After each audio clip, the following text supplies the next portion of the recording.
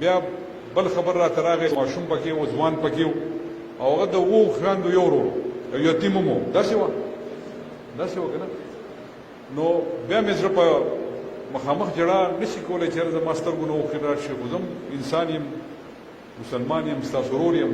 د پښتو د دې رواج سړی ما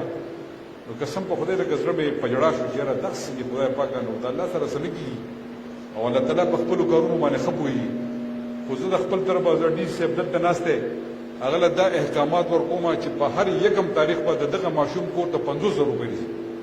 د دغه ماشوم کور ته به د 50,000 روپۍ رسي دا چې کوم یتیم و او د ده اووه خویندې دنه پاتې شوې زموږ بچیانې دي زموږ خویندې دي او ما نه چې څه کېږي انشاءالله په اولني تاریخ په هر یکم تاریخ به د هغه کور ته 50,000 روپۍ رسي دا نه چې د هغه کور نه به څوک راځي خو د هغه کور ته به 50,000 روپۍ رسي دغه کولی شم دغه مې وس دی او چې نور مې هم څه په وس کېږي واپس دنیا ته شم راوستی خو دغه مې وس دی انشاءالله دغه وس دسمه مې سره جاري او چې څه زما د حکومت نه کېږي هغه به انشاءالله ستاسو سره مونږ کوو